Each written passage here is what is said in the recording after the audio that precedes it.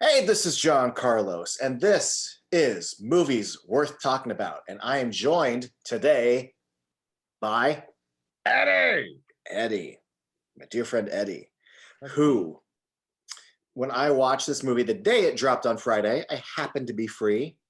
And I said, I'm going to watch Malignant this afternoon. It's there. It's James Wan. It's on the app. And full disclosure, I've been in a funk lately, and I was feeling better that day already. But then this movie happened. We'll get to it, but the last 20 minutes happened. And like my energy shifted, and like I rose out of the fog a bit. And I was like, what is happening? And then the credits rolled, and I reached for my phone. Eddie, do you have HBO Max? Yes. I need to discuss Malignant ASAP. So, Yeah. here we are. We will get into it, but I gotta lead by saying this. I genuinely don't know if I enjoy this movie ironically or a little unironically, but that's because I don't know if the movie, I don't know how serious the movie is trying to be. So, yeah, there's a lot surprisingly to unpack with this, tonally speaking. But Eddie, Yeah. I had such a great time. I'm not saying whether it was good or bad, but I had a great time. Fuck. All right. Okay. Fuck. Oh, okay. I'm glad. I'm glad for you. How are you about this? I'm are we diving in? Like overall spoilers, these are major Yes. spoilers too, folks. So if If you you're haven't seen watching the movie, this, go watch it, come back. I presume you've seen the movie if you're watching this. And if you don't care, great, enjoy the convo, but just know we're spoiling the fuck out of it. And there is shit to be spoiled too. My God. Oh, All right. I have to say, okay, when it opened, I was like, fuck. Okay, James Wan is back, directing a horror movie. And he seems to be really passionate about it, like almost like there was an urgency about it. Like I was just like, wow, this guy must have just been like, no, I have an idea, and we're gonna make a movie, and it's gonna be great. And here, I found the screenplay, and I worked on it, I revised it a little bit. Let's go shoot it. And was probably like that. I just imagined him like really impassioned from the onset, and as it just overall as it progressed. There's one point in the film where something gets revealed. It's probably the major, I guess, twist or the reveal of the movie, and that was great. And then I felt like everything that kind of followed fell off, and I didn't know what the fuck I was watching because I really liked. It's interesting you mentioned tone, because even though I didn't articulate that word to myself, I did think, okay, so we've gone from one kind of movie to another kind, and then we went from another kind of movie to another kind.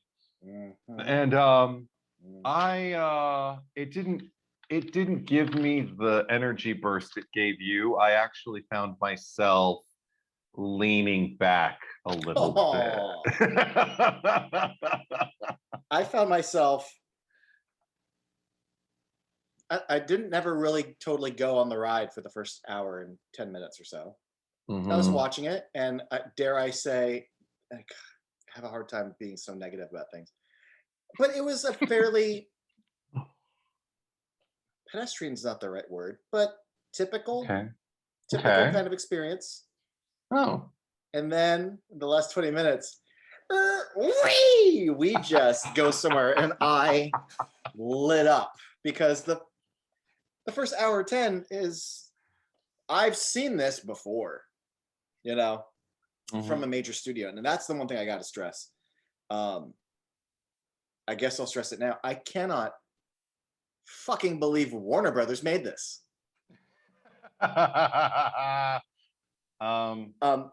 it goes full blown B movie cheese. Yeah. As far as concept. Mm-hmm. And I have never seen a studio really just go there in this weird way, in such a wacky. I mean, you look at Peter Jackson and Sam Raimi made some batshit stuff when they were younger, but as they got older and they started making movies within the Hollywood system, like, you know, Drag Me to Hell is fun, but it doesn't go anywhere like Evil Dead 2 would go.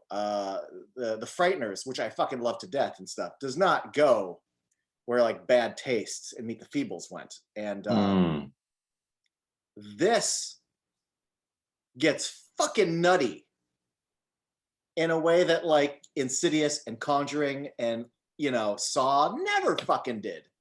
The closest this I can compare to the James Wan is Dead Silence, which is also a studio movie that's got a goofy ass fucking ending, a big swing of an ending.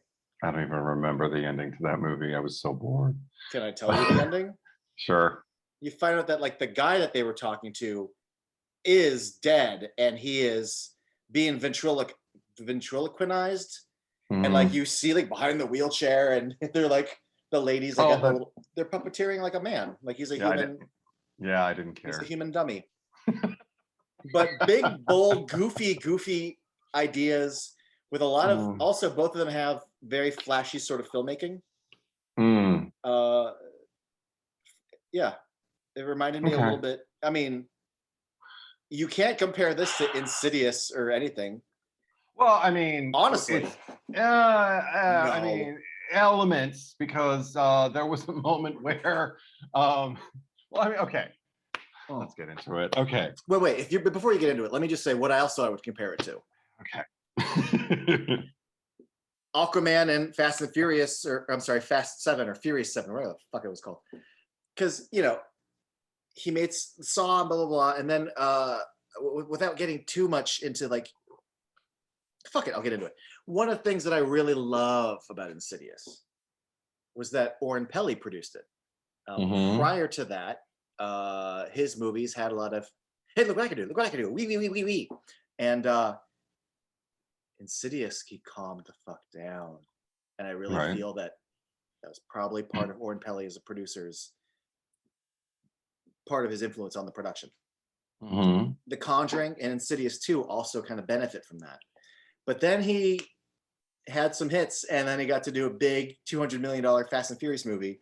And he was like, I'm going to roll the camera. It's going to do this. I'm going to do that. And I'm like, you know what? This is great. It's a Fast and Furious movie. This is what we need. And then with Aquaman, he's like, look at this fight scene. I can make the camera go here. I make the camera go here. Look what I can do. And I'm like, you know what? You're giving Aquaman some life in these action scenes. It's great.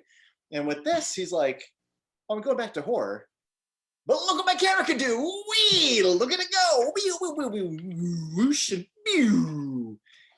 it very much is a small budget, but it's still a modern James Wan movie. Okay.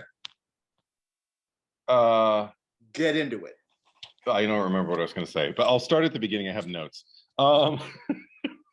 Okay, because also I won't say like that you can compare this movie to like say Insidious or anything like that, but I definitely saw elements that kind of made me feel like I was in familiar places, at least as far as like basic design and also just maybe basic story structure elements. Like we've got white people in a big house again. So big old James Wan house, yeah. I wrote at one point where I don't even remember where it was. I just wrote fucking James Wan and these white people in these big houses with the running. And, and that was well into the movie. I think that was when she was like going down. When Dr. Weaver got the phone call, and then she like went down to get her laundry, and she saw Dr. Weaver in the thing and everything, but she saw the person running first. And I was like, what the fuck? Also, I just had Gabriel right off the beginning as far as like the manifestation of it. Before we really get a good look, the basic design, like the silhouette with like the long hair and the trench coat and the general aggressive demeanor reminded me of, I don't remember the name of the ghost, but it's the aggressive ghost who paces in Insidious Yes. outside the bedroom and then inside the bedroom and licks Rose Byrne's face later in the movie and everything. I really just kind of thought like, okay, James Wan's got like an issue with this particular, you know, style of apparition. I feel like it's something either he is afraid of or that he finds fearful. And I agree with him. I thought it was effective. Yes. I actually thought of a different ghost when I was watching the movie. I was thinking of the lipstick faced demon When he because was making his working, tools. yeah, I But totally thought also, about that too. and Yeah. there's shots where like it lands on the ground and you see the way it's crawling down the hallway and Sure. the physicality Sure. of its feet and the Yes. physicality of this person with the hair and the way they moved. Yeah, I agree with that too. Yeah, Also, he has then like he not, has a type. and some, but also something not James Wan at all. I totally when Gabriel's voice would come through the radio.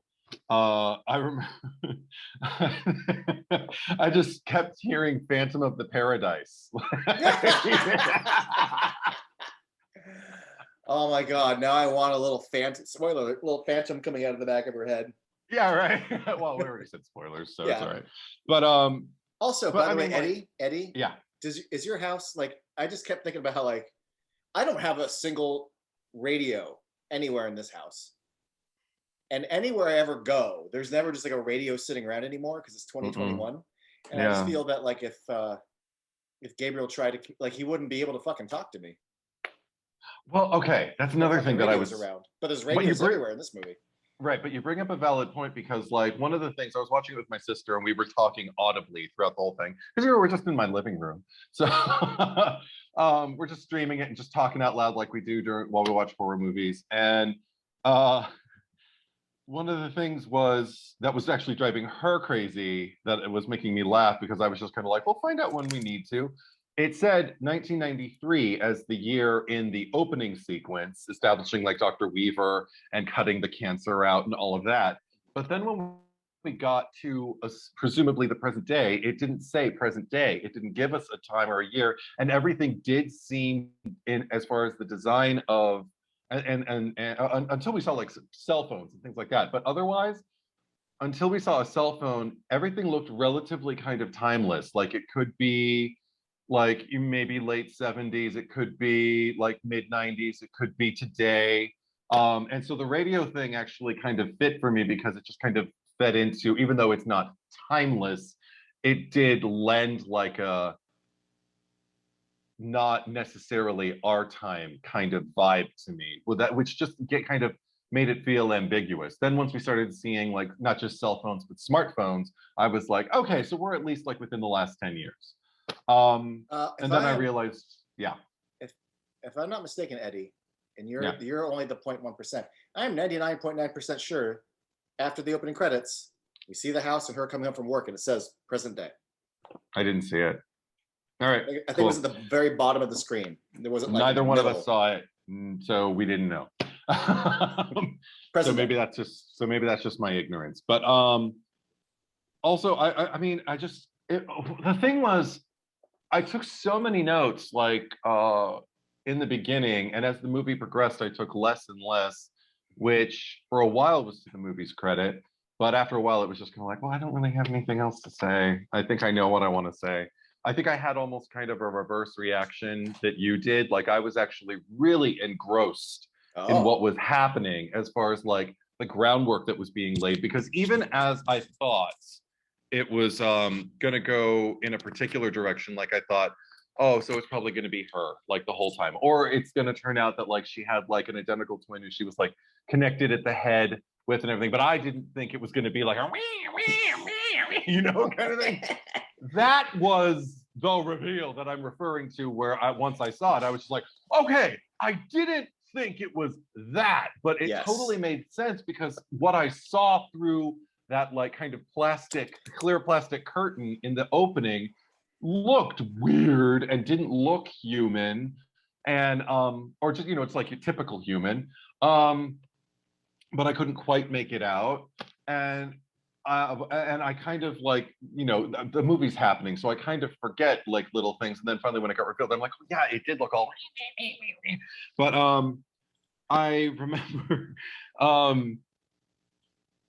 that was the final point. That was like kind of like the last interesting thing where I was engrossed in the movie, and then everything that followed, uh, but just the mystery around the opening and the fact that I didn't know exactly what I was seeing, even just like kind of the endearing panda socks that were running across the floor. I like I liked because I was just kind of like, oh, panda socks, even though Um, this person was doing like monstrous things. And yeah, no, it's funny because in hindsight, it's the opening yeah. scene that I would just get rid of entirely. But then Hmm. there's things about it that work for you. Okay, let's get into this then. Yeah. Um, you set up this opening scene. You show me they're referring to he. I even see through the curtain that there's a little meh. It's a Mhm. thing. And I say we cut out the cancer, and then we cut to this girl. Like, okay, so clearly this is our main character. We cut out the cancer. I'm already trying to figure out how is this related to her. But the movie, I like how you mentioned that it's one movie and then it's this movie, because in the beginning it feels very haunty. It's Yeah. black silhouetted, even when it's with her husband. She's going to do her laundry and like a thing runs by, and she's being haunted by images she doesn't understand. Uh, and then later in the movie, we spend a lot of time with it as a physically Hmm. tangible person. Yeah. See the coat. I see a cop chasing him. So the cop's in the same room with a person with hair and with a coat, and eventually I see a weird ass face. Hmm. Um, so then it creates this question for me of, well, is it a ghosty thing or is it a real thing? And if it's a real thing, then what's the ghosty thing? Then why was it when she's seeing the silhouette through the fog outside the street lamp, but now it's like a killer doing parkour down the stairs? I'm just wondering because it feels so blatantly obvious that there was a conjoined twin thing happening here. Hmm. But I'm trying to figure out, well, she doesn't, they don't ever show her in the shower with like a scar or something. And then we're kind of exploring this idea of Gabriel as like a thing in her head. And I'm trying to Hmm. process, well, is it an imaginary figure? Well, no. And then it's a real person. If it's not imaginary, if it's not a ghost, and if it's not a person, I could have gone on that journey without constantly thinking about, but I saw a little guy. If you just didn't give me that opening scene, I'd be on a mystery. Who is Gabriel? Is he a figment of her imagination or not? But I saw the fucking thing in the beginning of the movie. You showed me the thing. Mm. But they're But playing this whole fucking mystery for the movie, and there's no point because but I the fucking thing, saw it. okay, but that, see, you and I are completely on opposite sides when it comes to our perception of the movie. Because okay, right from the beginning, like even when you just say like, okay, so clearly, like, we see Madison and it's like, okay, clearly this is our lead character. I didn't feel that way because I felt like once she encountered who we came to realize was Gabriel, but just like this shadow monster in her house after her husband had his fucking like head pulled off, I thought it killed her. And then when we saw, because of the way it was framed and because of like, I don't know, just like something about the air of it told me, oh, that was like our opening kill.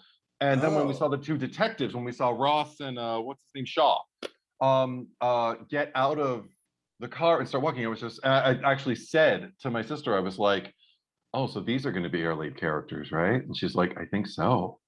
So we just like rode the wave. I was so this oh. movie's bitch because also another thing is, even though we saw the behind the can and everything like that, we don't know that it's still alive. She talked about cutting out the cancer and doing all that kind of thing. So for all we know, this could be a supernatural happening from like That's what I was a wondering. conjoined twin, that the ghost is like haunting her and everything like that. That's what I thought for the longest time. Yeah, I was wondering, is it, did it survive whatever the cutting was?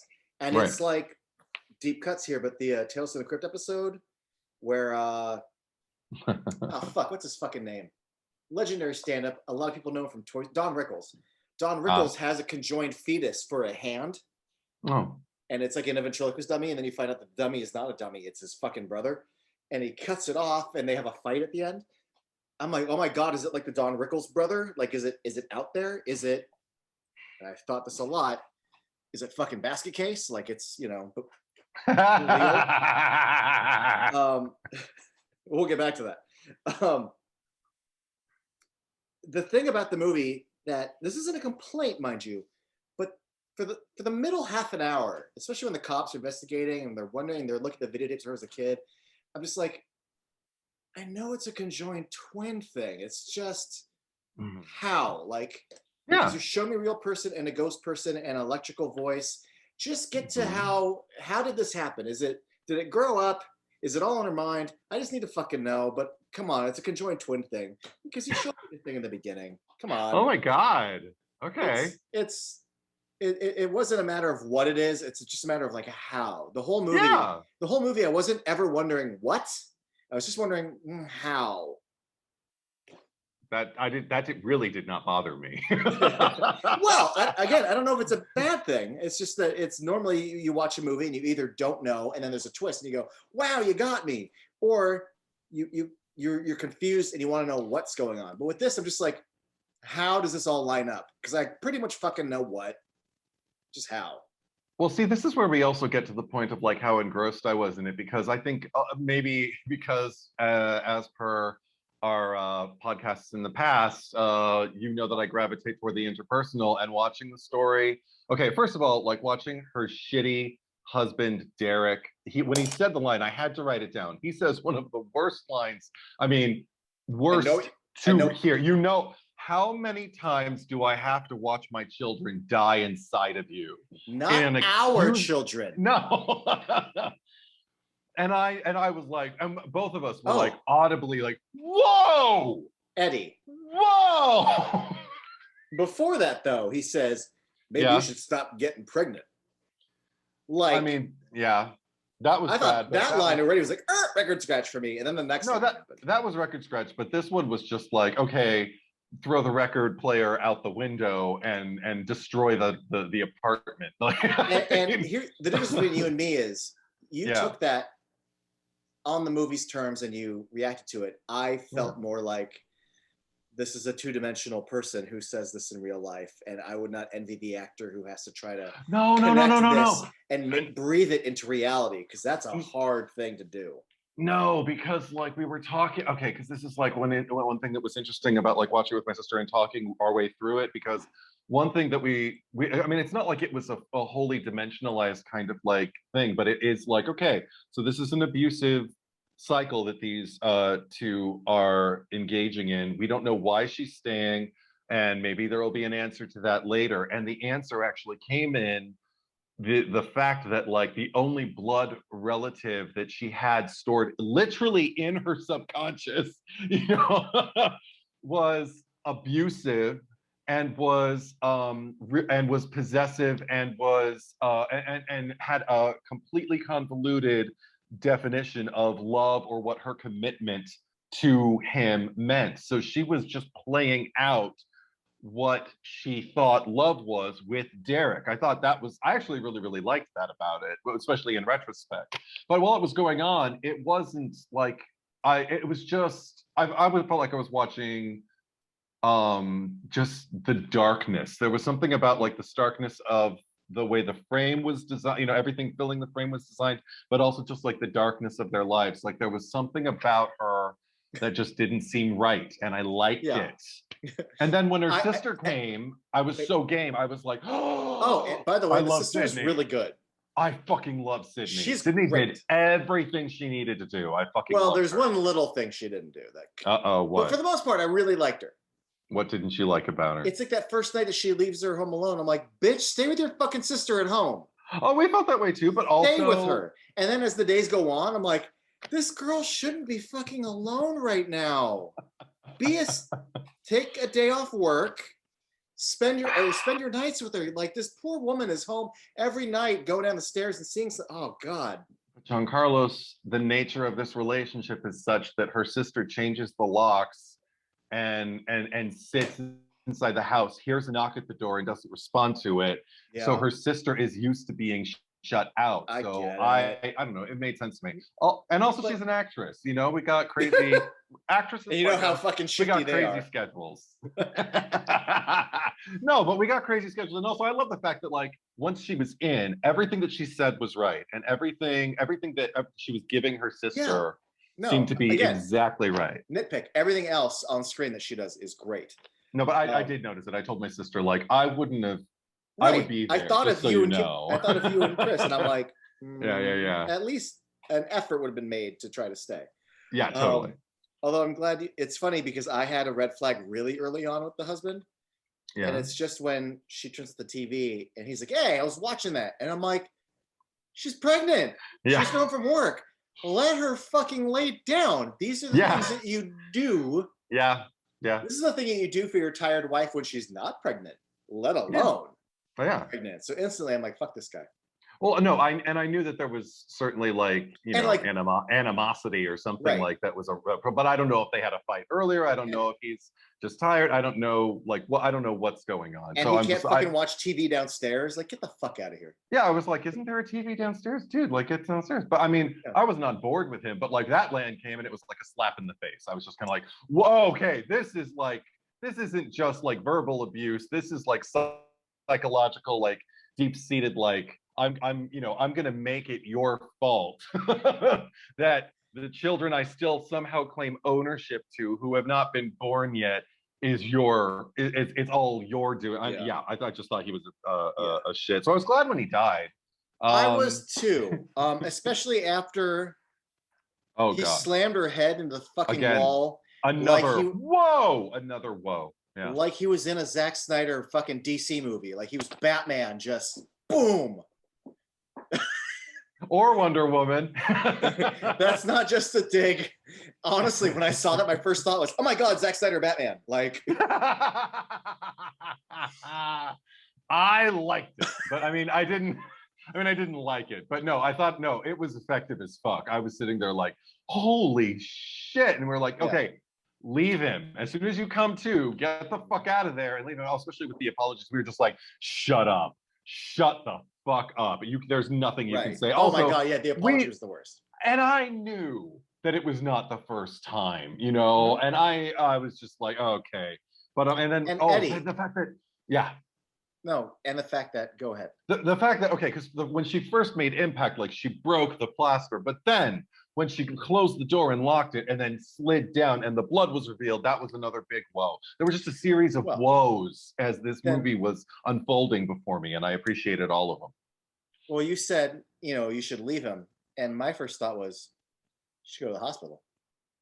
And then Okay. and then later in the movie, when you're waking up and your pillow is covered in blood, Yeah. I think you should go to the hospital, which is She- only exacerbated, Eddie, by the fact that she comes home from work in fucking scrubs, Yep. Yeah. which leads me to believe she works in the medical field. I don't know because Yeah. the movie doesn't ever fucking tells me.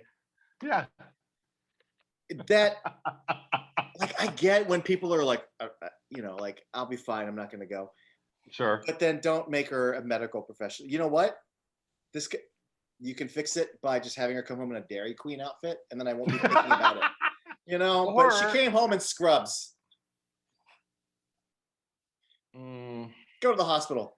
Come on. I agree. As I was moving through the movie, You're bleeding all over your pillow. well, no, because literally, like as the movie progressed, like and her head kept bleeding, it started to be a joke with the two of us, where we're just kind of like, and she still hasn't wrapped it even. But I mean, obviously, once you find out that's like, well, he goes out and he kills, and he's like, and then he goes back, and then that night there's blood on the pillow. But like, and then you don't have a movie, or at least you have a very different movie. But also, I mean, there was a completely unrelated reason that I kind of appreciated the fact that she wasn't doing anything about it, because there were a lot of really stupid decisions on the part of the main players in this movie, and the only saving grace for me was the fact that, well, they're all white people. I'm fine with watching white people make stupid decisions. I was like, you know what? Because I started to have a problem. I was like, okay, like white people everywhere. Is this the only movie that James Wan can make white people in a big house? But then I saw the decisions they were making, and I'm like, no, I'm okay with this. I don't want to see a lot of diversity making these kinds of decisions, because that's insulting. So I'm okay with it. My half whiteness is offended. I apologize for your half whiteness. What can I say? I mean, speaking of the whiteness, I have to bring up, yes, and I think it's becoming a trend now, where you learn all the names, and I just go Blondie McBlonderson or whatever. Yeah. but handsome Asian cop man. Yes. Shaw. Yes, we have a black and an Asian duo of police officers, detectives. Right. I just popped in my head when I was watching it that because he doesn't have drastic, but they are like these sort of like lighter brown highlights in his hair. Okay. I just kept thinking, the second he came on screen, I'm like, when you watch a movie and like the director puts in a character that's supposed to be them, like every time I see James Wan, he's an Asian dude with highlights in his hair. And now there's this Asian man with highlights in his hair. And it almost feels slightly like a fantasy to have like two different women that are like totally like gaga over him. And I'm like, what am I supposed to take from this? The same thing you take from every straight cis male directed movie where a director does that. Because they all do at one point or another. I found out after the fact that one of the two is James Wan's fucking wife. Oh, okay, that's cute. Yeah. But I'm like, that it makes even more sense that she's like, oh, you're so wonderful. Yeah, that's funny. But in full disclosure, his hair, I never noticed. It was the last thing I noticed about that guy. I liked his cheekbones, and then at one point I got to see him in profile. I was like, nice ass, too. And my sister's like, would you just? And I'm like, I'm sorry, but I mean, it's just like it was this close to like giving him an Australian accent. I'm just like, okay, all right. I see. I really liked Winnie, the lovesick paramedic. I wanted more of her. That's James Wan's wife. Oh, okay. I liked her. Good. Okay, then that's why, because they didn't do fucking anything with her. I thought for sure she was gonna die while she was crouching there, and like, Gabriel was like right. getting his gear, like Michael Myers Halloween 4 style. And no, I need a jumpsuit and I need the same mask I had 10 years ago, so I can kill again. No, but you said they didn't do anything with, like, again, for something I enjoyed. I don't take too much pleasure in shitting on stuff, but like they didn't do anything with her. They set up this burgeoning romance with the sister that goes fucking nowhere. Yeah. And the whole end of the movie, like, I'm dying to know, like, okay, so all these police officers in the station, and you're in the hospital, and like it's still you and your DNA and your fingerprints, and then we just sort of end. And I'm like, this movie just leaves so much on the floor. Well, it sets up a lot of stuff in it. Yeah, that's why the end doesn't pay off for me.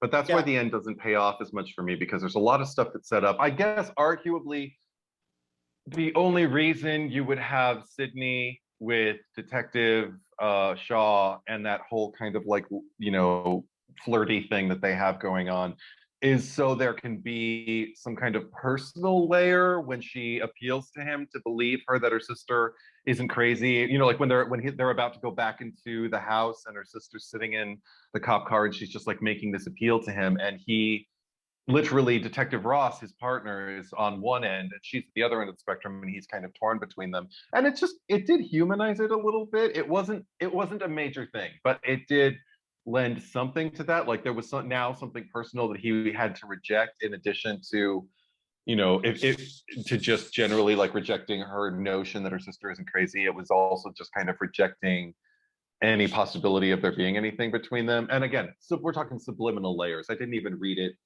into it that much. I just saw him kind of look at her like, sorry, the way he wouldn't have probably if they didn't have some kind of, I liked that beat. Yeah. I already said I'm glad Derek is dead. I love Sydney. Okay, one thing I was really, really grateful for in terms of like the ooh, look what I can do with the camera. This overhead shot. Let's talk about that. Yes, of the layout of the house. Like while Maddie was on her first night back, and she's just like tracking from room to room, and you can see like where it's like different levels, because from certain areas that we're panning, you can see the first floor, and then others you can see the hallways open, and there is no second floor. And I was just kind of like, whoa, I like this. And again, I mean, one could argue, well, if I'm pulled out enough to know that I like it, then maybe it's not the best thing for the moment. But anything, like, I was still really amped up to find out like what was going on with this movie. I was shocked she went back into that house, but also I was just kind of like, like she's white woman, so probably. Hey, it's not like white people haven't been making these kinds of stupid decisions in horror movies for decades. Okay, I know. So I know. So I was just, but it's because I would be really, really upset if she were Latina, and I would just be kind of like, oh, sure, gotta make the brown woman stupid as fuck, so she's running around the house. There is no way that would happen. But there is a precedent for stupid white people in movies. Yeah, so it's like 90% of the cast is stupid white exactly. And that's the only reason I was just kind of like, oh, but okay, so we'll get to that, like why that bothers me a little bit later. But anyway, let's stay on this shot because I have some. Just that shot, I really liked it. What did you think? In a weird, this exacerbated not exacerbated. That's the wrong word. It highlighted my slight problem with the movie during the first hour, which is, one of my problems. Not problems, because it's funny. I like James Wan a lot. I do. He gives a good interview, and generally when his name is attached to something, I go, ooh. But every once in a while, like I have my critiques, and one of them was with this was that there's a lot going on in this. Like, okay, like for example, Saw. Saw is a pretty straightly shot movie, but every once in a while, like when Amanda's got her head like in a trap, it's like blah, blah, blah, blah. Or when Danny Glover's in the car and it's like yeah. And again, like I said, with Fast and the Furious and with Aquaman, he's like, let me play. I don't mean this in a bad way, but sometimes when people like, because like the Saw movies got more visually obnoxious when Darren Lynn Bousman got on board. It was just like, like constantly. This movie never gets obnoxious, but what it does do, and I almost hear it off camera, as I hear James Wan going, wee! Look at what I can do. Look at what the camera will do now. And my problem is when camera or lighting or audio cues or editing are in service of what's happening on screen, it's great. When it nurtures, it supports, it conveys the intent of what either the character or the story needs to be conveying. To me, the overhead shot just felt like a cool shot. And there's a lot that happens in the movie. That's not the only one that I would say pulls me out, because the technique of what is being used is upstaging what's happening instead of supporting what's happening. And I'm not with her on that journey when it cuts to that shot. I'm just seeing a very cool technical shot happening, and I'm not with her. Well, there's still a performance being captured in the shot, so I know. I and to me, that's the problem. Is I felt this at several moments in the movie. I'll give you another example. It's not as broad of a thing, but when what we find out is the mother falls through the floor. Oh, right. I was going to get to this later, but they repeatedly use the Pixies' "Where Is My Mind" as a score cue. Yeah. And she falls through the roof. And by the way, I love that the female officer's like, fuck! And I'm like, yeah, that's me. Yes. So people are like, whoa, fuck! It's like a second later, too. Yes. I would have that beat. Like, that was a lot. Yeah. And then it cuts to this wide angle push in of her like screaming, and then dun, dun, dun, dun, dun, and all of a sudden I'm like, and I'm out, because it's a wide angle push in and it's a moment and the score is really loud, and I can see Annabelle Wallis giving, and the movie is upstaging what she's giving. Never did I feel that she wasn't giving in the overhead shot. It's just that some of these choices are betraying, honestly, the work she's putting in. She's getting upstaged by James Wan and the camera. All right, I disagree. There were several scenes that did that. Several in this movie. Okay. And it doesn't bother me in Aquaman. It doesn't bother me in Fast and the Furious 7. But for this intimate scale of a story, pulling out on this fan and I'm cutting on the blades, and I'm like, yes, it's got it. We're this terrified lady, and instead it's, I don't know, just. Yeah, but that said, okay. I walked into this movie in the opening sequence, and granted, this is something you would have excised, but the opening sequence is something with almost like a mad scientist doctor ordering to cut the cancer out after we see how. So I wasn't expecting. I mean, I was expecting thrills and a roller coaster and a fun house and everything like that, and I felt like that's what I was getting. And sometimes coolness is fun, so it didn't pull me out. Those moments actually didn't pull me out. Those moments I would argue for myself. Hooked me right in and just kind of amplified what was going on, but did give it a kind of I wouldn't say detachment, but I'd say perspective that still allows James Wan's curious humor to kind of be welcome whenever it needs to creep in, particularly in those first 2/3 of the movie. That's how I felt about it. That's how it hit me. So I wish I yeah. had your experience. I do I wish I too. did. But I wish I had And your experience in the third act. And I'm not shitting on Yeah, what I yeah. experienced. Because the Okay. whole movie isn't these wacky shots.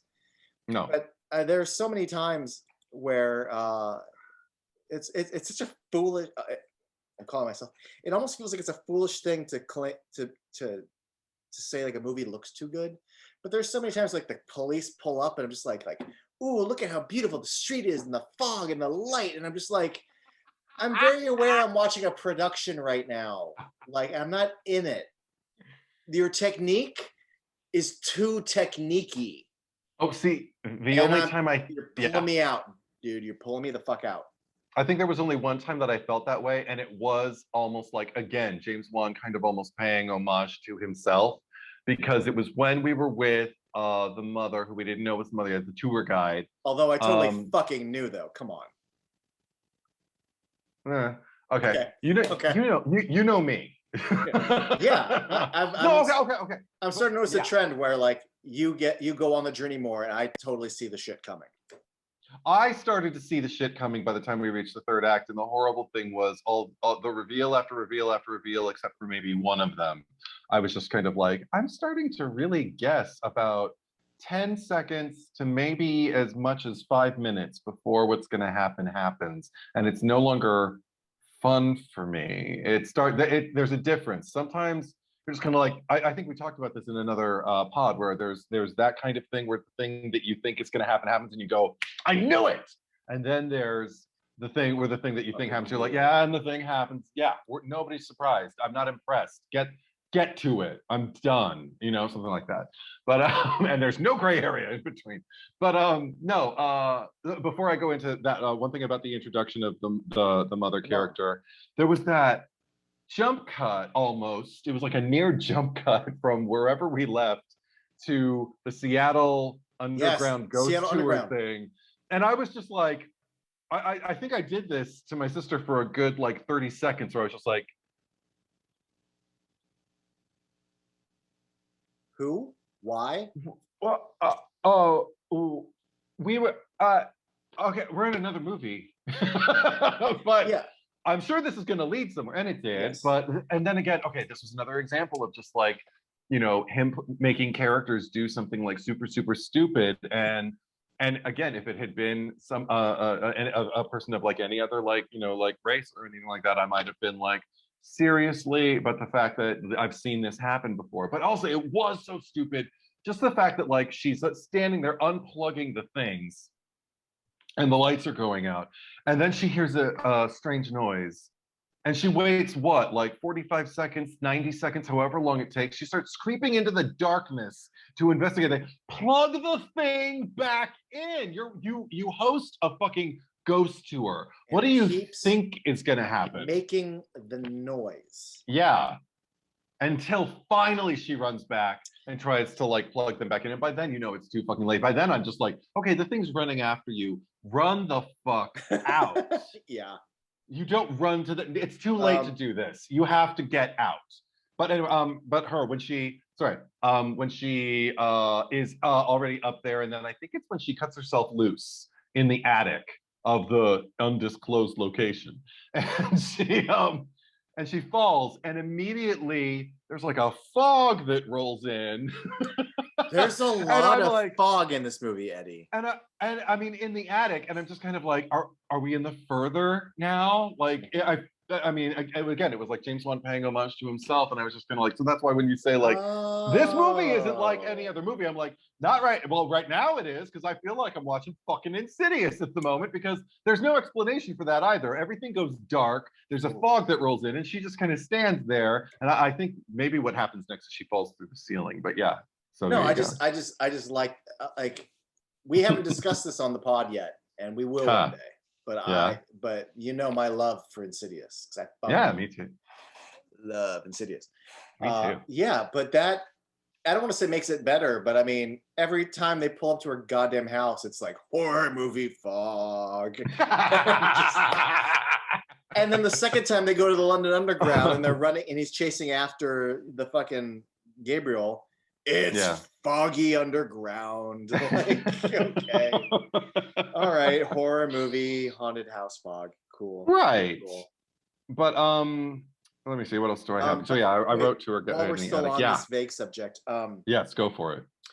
Yeah, the idea when they jarringly cut to a total stranger working at the London, the Seattle Underground.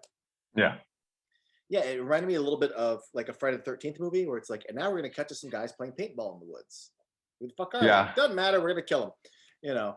But then he takes her, and the second they're in the attic, I'm like, because we cut to a stranger, I'm like, why is this fucking happening? This movie's not that stupid, so she matters. Get to her in the attic. I'm like, so she's their mom, okay? Like, she's not one of the doctors we saw. Okay, and then they mentioned like her mom's dead. I'm like, no, like, you know, this. Why else would you be keeping her up there? You're an important character because everyone else gets fucking stabbed, but not you. Duh, mom, got it. At least that's how my brain operates. The Seattle Underground, though, I really just want to bring up. This is not the Seattle Underground, but I did get this shirt from Archie McPhee's in Seattle. I've been to Seattle. I fucking adore Seattle. The second this movie established in Seattle, I'm like, oh, so many movies, you know, are shot in Georgia or Georgia or something, or Nolans has big tax breaks, and it's great for everyone in the city of New Orleans to get work, or Chicago for big metropolitan stuff. But like, very rarely do I see, and I don't know how much of this besides the interior, you know, but the exteriors. They drive through a lot of very notable Seattle landmarks, and it felt lovely to see it. One of the things I love about Seattle, I've done it twice now, is the Seattle Underground tour. Oh, fucking love it. I did the regular one, and then I did the adult late at night one, where the tours stories focus more on prostitution. It's no, Eddie, it's not sexy or anything like that.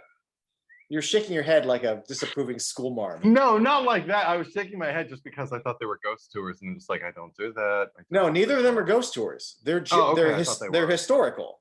Oh, okay. But they have a late night one. Yeah, that's not for children, and it includes like a drink ticket, and like they really lean into like the history of the whores. It's such a cool experience to be down there. And the second they showed it in the movie, I went, how the fuck is this not in more movies? Like, I didn't even think about this when I did the tour, but I'm like, James Wan, you're a fucking genius. Or unless it's the screenwriter who came up with it. Where the fuck came up with it? This is a setting for a horror movie. Oh my God. My only nitpick is they don't use it nearly enough. I honestly, the main room that she's in, I'm like, I've been in that room. Unless you rebuilt it or built a room that looks like it. But I don't think this is a set. I think you guys went down there because I know this room. I've been in this room. You could play with this space so much more than you do. And again, it's not a critique because the movie does fine, but to any other filmmakers out there, play with the fucking London Underground more. I don't know how much it costs to go down there and film. Seattle. Holy shit. Seattle Underground. London Underground. Eddie, I'm not gonna lie. I'm having a few. So I might say things like London Underground. Gotcha. I had a weird day and I'm treating myself. The alcohol per volume of this beer is Yeah. a little high. Gotcha. So, anyway, Anyway, Seattle so Underground. But if you've ever Eddie, if you ever take the yes. tour, Yeah.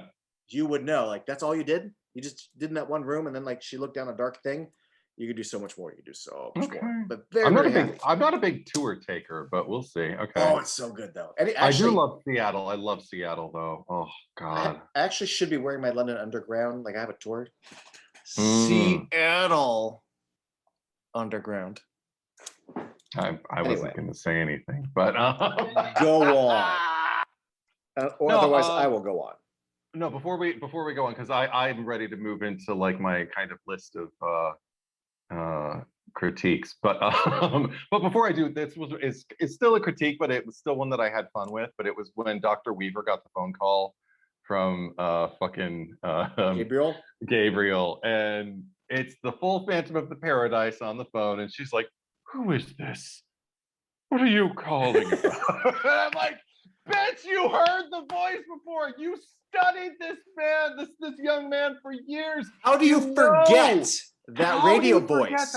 I know, and then with that kind of aggression, like how do you like? It would have been so. We were arguing, not arguing, but we were both just arguing with the movie as it was progressing. I'm just going like, how much cooler would it have been if she had the appropriate reaction? It would have just been like, I would have just like dropped it, but not hung it up and just backed away, like as he's still going on, and then she just can't tear it anymore or take it anymore, and she just hangs it up, or just too scared and just leaves the room. Like, I mean, or ask the right questions, like, or just be like, you know, like something, I don't know, melodrama, lead into it, just like, what number are you calling? It's like, no, you know who the fuck it is. You've been through the trauma. You didn't forget. Right. You don't have any condition that made you forget when Gabriel like takes over. So he doesn't create another reality for you. So that was, I was still having fun with the movie at that point. Yes. So I was just kind of like, that's hilarious. This wasn't Steve, that kid who stabbed an orderly once. Right. This was fucking Quato, fucking with telekinesis. He's like Quato meets Shocker. Although I kept thinking Voldemort with the fucking the head on the, yeah. I kept thinking of a lot, including besides Voldemort and Quato. My main thing was I instantly thought of Basket Case. Yeah, I know. You mentioned that. I mean, I would never call this ripoff because it is too much of its own thing. Okay. And even the word loose remake, it's not a remake, but it definitely pulls loosely ideas from. Good Lord. But again, like I was saying, that it feels like there's elements that are very B movie, but with like an A feature budget. But like it's weird. There's two things that I kind of was like dealing with a lot in the movie, which was I kept kind of coming up against such bold visual choices and such bold audio cues that like made me aware I was watching a movie and kept pulling me out. Yeah. But then about halfway through, I realized, especially with his color choices, I'm like, oh, you're a Giallo fan. Yes. Yeah. I see kind of where you're going. And here's the irony. I'm kind of being a hypocrite. Because when Dario Argento or Mario Bava move the camera over the theater like an opera and do all sorts of shit and do close-ups of the needles by the eyes, I'm cool with it. When they use completely modern American rock soundtracks in their Italian films, these bold, non-horror audio choices, I go, oh, yeah, that's interesting. But for some reason, when James Wan does it, or at least when I see a Warner Brothers logo in front of it, I'm like, I don't like this. So I'm being a hypocrite. You're such a poser. I don't know. There's like a long history with because technically James Wan is Australian. It's an American movie, but I not only was I find myself being a hypocrite, I found myself extra poo-pooing myself for being a hypocrite. I remember when I saw Strictly Ballroom, and Baz Uh-huh. Luhrmann made this movie that had high energy and quick Yeah. editing and farcical performances. Mm-hmm. And that's an Australian movie. It's a foreign film. We like this. Mm-hmm. We being, critics and stuff. Then like 3 years later, he makes Romeo and Juliet Mm-hmm. in roughly the same technique. Yeah. And they're like, this MTV generation, quick cutting and editing, this hyper energy, this is MTV bullshit. I'm like, it's the same fucking guy making the same kind of movie, but one was a foreign film and one's got 20th Century Fox in front of it.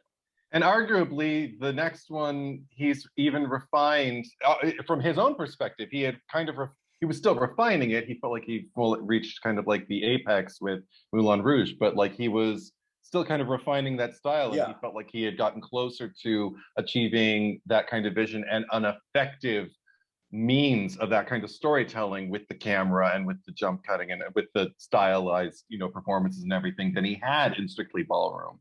And I think I agree. So um so teenage me is looking at 40-year-old me mhm.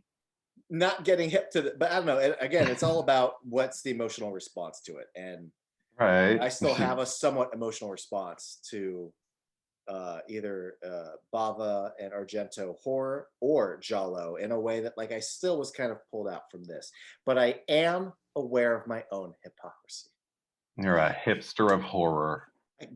No, I'm not. I'm not. Can I be a hipster at 40? I don't know. Actually, all the hipsters did get older though, so I guess so. No, so I was at odds with two things. One, or not at odds. I was feeling one, the giallo-ness, especially Mhm. when the guy's in the room with the red light, and she's in her bed with the red light, and there's a lot of Yeah. very fun color choices here.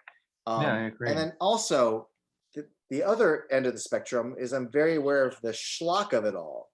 Mhm. I felt very aware of Frank Hellenlauder, who we've watched Basket Case and we've watched Yeah. Frankenhooker.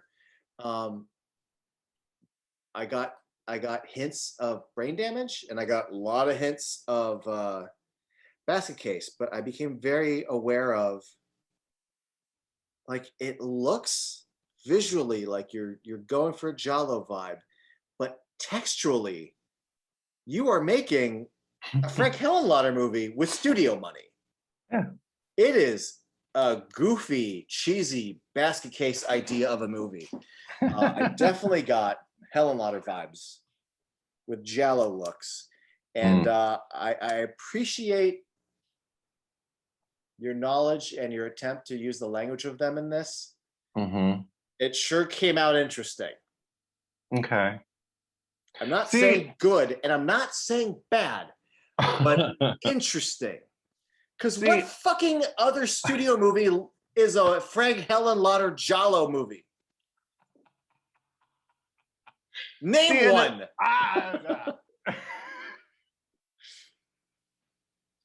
Name one.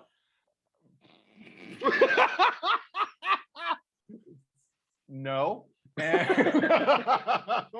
No, because it's interesting because as I was moving through it, I didn't really kind of articulate it to myself in the moment because I was still just kind of riding the wave toward the end. But just given, I guess, the domestic nature of it, like, I mean, it's very much, like going back to this, small family framework, and it does depend on like, these past wrongs, like kind of unearthing themselves, like buoying up to the surface, like for the movie to happen, and everybody suffers because it does.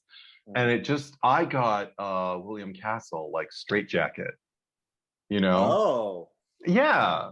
So I was just, so and I mean, I again, like Straight Jacket. yeah, me too. And but again, like leaning into something that is like arguably B horror in as far as I guess its tone. I mean, especially with the melodrama, which we will get to. But I felt like even though that's where the tonal kind of like dissonance from the rest of the movie, I felt like, well, that's not the movie you set up. Maybe now that I know it's coming, I don't, because I don't know. Honestly, I don't know how I'm going to feel on a second viewing of this movie, because I do have to say, I didn't leave, like the end credits were rolling, we were discussing it, and I said, I don't know, number one, if I need a second viewing of this movie. Number two, if I had one, I don't know if the experience is going to be enriched by me knowing everything and like everything that's coming. Some movies can survive that. Some movies are even better when you do know what's coming, because then Yes. you have the aha moments. I don't know if this movie's going to have that for me as far as the setups now, because I don't know. I just kind of feel like it's just going to unfold. I'm going to be like, I okay. only plan on watching it once, but I ended up watching it again today. Yeah, And honestly, all it did was sort of just poked more holes in itself. gotcha. That makes sense. Yeah. I still had a good Okay. time with that first time, and I'll still always kind of love the experience. But I started, if I hadn't watched it a second time, I don't know if I would have caught the, hey, wait a minute. And I had a few, hey, wait a minutes. Yeah, they're already This one. there, and I know They're there's probably already just going there, to be but more. Yeah. some of them came into focus more because you watch, like, Ah, I'm not an idiot. Like, I can watch a movie and then yeah. reflect on the last 90 minutes I just saw. Yeah. But a few of them just popped up a little more. Um, Yeah. One thing uh that I don't look forward to revisiting is just fucking Madison in her jail cell with the female crooks. oh, are we fucking It, doing this right now? yeah, yeah. See, you don't look forward to revisiting it. I Oh was no. like, no, you mean I get to see the random, even though it's supposed to be in 2021, random 70s prostitute? Right. Was she coming from a Halloween party? Like, what the fuck, movie? I No, didn't and understand what I was looking at. I don't know. It's like she stepped off of like Foxy Brown and Gold, like or but some not even like, gold member, like not even yeah, gold genuine member. article, Yes, like the exactly. fucking New Line comedy spoof. Yes, I agree. I agree 100%. Also, okay, here I was like, okay, now finally we've got like the most people of color on screen at any moment in the And they're movie, assholes. and they're assholes who are beating up on the fragile white woman for no reason. And also, and also they're calling her. I don't remember what they called her, but they talked about like like a living up on. They were just like alluding to like her privilege or whatever, but like making it sound like she's rich or something, like she's on Sex Fifth Avenue or something like that. And I was just kind of like, there is nothing about her person that No. suggests wealth. She looks like they could have pulled her in out of like a coke den or like like just off the street. She could be like like between like the bad bangs and the long natty hair and just like wearing just like a big baggy sweater. She looked like a victim of abuse. I I mean, like a stock, absolutely agree. like if central casting needed to cast someone as a victim of abuse, they're like, oh great, get her in. and Yeah. and then they just She all like start beating the shit, kicking the shit out of her on the floor, unprovoked, no reason, and I don't multiple understand. kills. Yeah, I don't I understand why don't. they attack her other than like So that movie idea of like, hey girly, or yeah, hey random guy, like ugh. yeah, and that's when I wrote this down. I said, I feel like after Madison takes on the inmates in her cell, I should be leaning in, but I'm not. The premise has become, I'm writing this while everything's unfolding because I'm like, I don't really. The premise has become so outlandish, I can't stay connected between the parasite twin ghost question mark devil question mark brother getting activated by the head bump and the fact that Gabriel like channels electricity with no real apparent end game has me pulling out. See, That's what I a wrote. lot of those elements were present in the first hour or so, so I was already pulled out. All right. You're kind of, I feel like you're coming to terms with them in the jail cell scene, but I was already coming to terms with them earlier.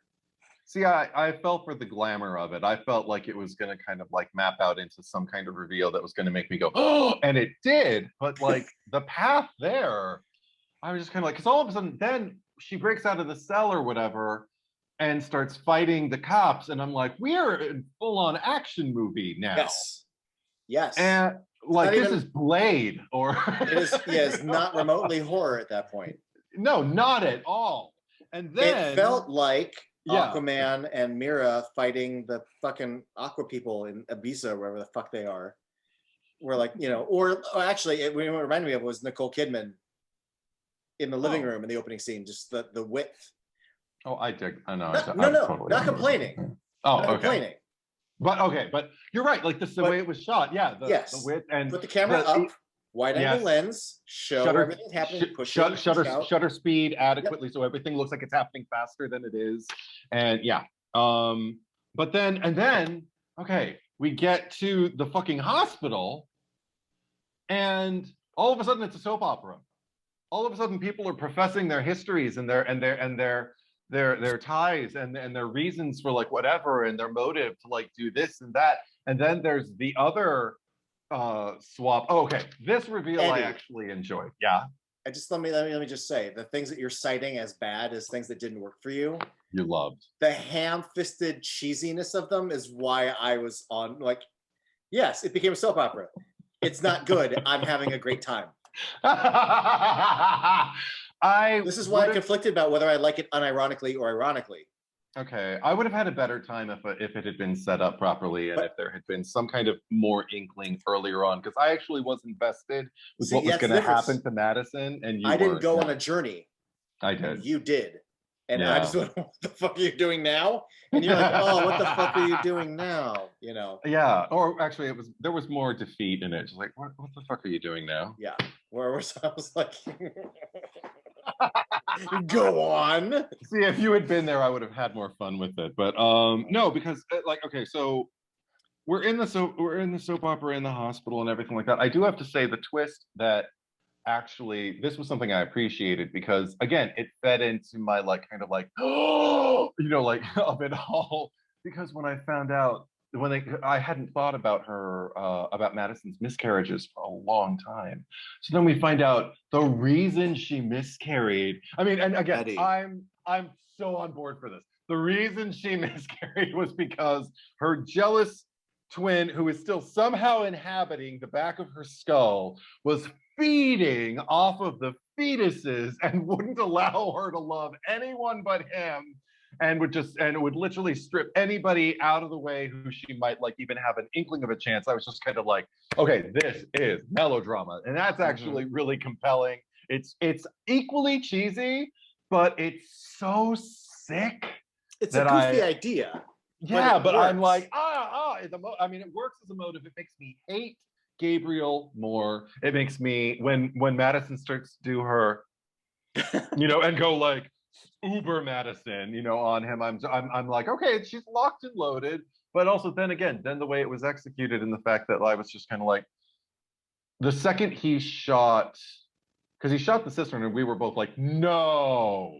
But then the second he shot the mom too, I was just kind of like, oh, she flipped it. Okay, she's controlling the reality. She's manipulating it. Because there's no way. I didn't think that. I totally fell for it. Oh, I didn't. I'm usually the guy who like figures out the twists, and you don't. Right. But this one I saw coming a mile away, and it was not in that fun way. I was just kind of like, yeah, because she created the reality. Okay, I get it.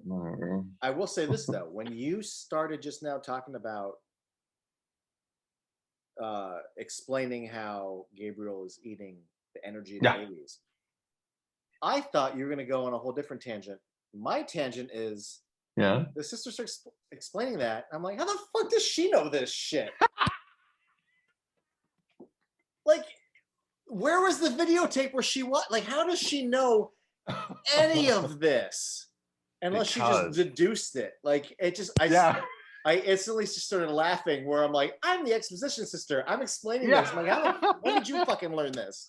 Well, I'm used to that. I love that kind of exposition dump sometimes. Like, especially like at the height of the melodrama. I loved it in this because of what was occurring.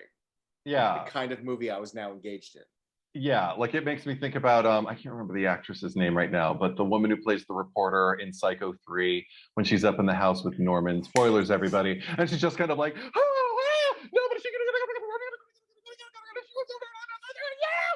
but But Eddie, vomiting. It's amazing. All of the exposition. I love it. Even in that scene, even though Yeah. the exposition dump is ridiculous and she's amazing in it, Yeah. I understand how and she would have learned all that. Yeah, totally. I don't know where the fuck the sister learned all this from. That's all just, in my opinion, conjecture at this point. Yeah, I guess it's. But I guess. What if she's wrong? Like, to me, I feel like she's talking out of her ass.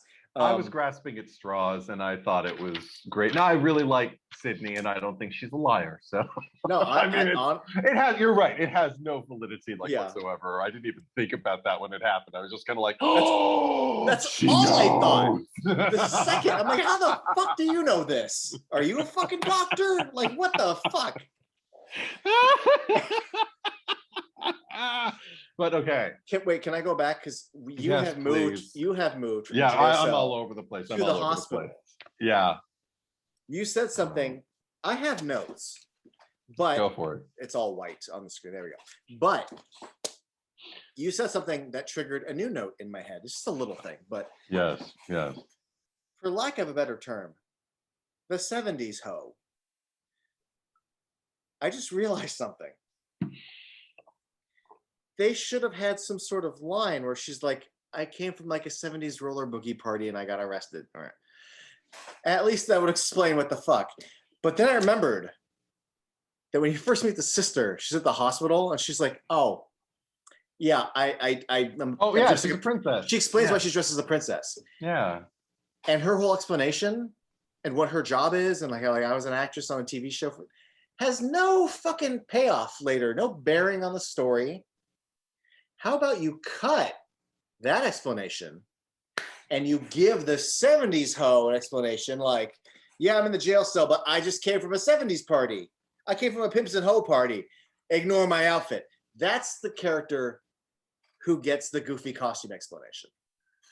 Or don't put her in a goofy costume. I would sooner have that because I really, really like the princess costume on Sydney because it was just one more quirk about Sydney that didn't quite fit in the movie, but also her humor didn't not fit in the movie. I welcomed it. I loved her. Yeah. No, it was I don't want to say a beacon as if other things were bad, but like it was always a bright spot. It was. It really was. Yeah. And it just made me realize now between the actress who has to dress like a 70s hoe from Goldmember and the two-dimensional Batman head smash husband. Mm-hmm. Yeah. And also, and I guess I'll get into this now a little bit, Annabelle Wallis. This movie asks a lot of its actors to really deliver something that if I was handed this costume of roller boogie 70s Foxy Brown, if I was handed lines like, maybe you shouldn't get pregnant anymore, I don't know if I would be up to the challenge.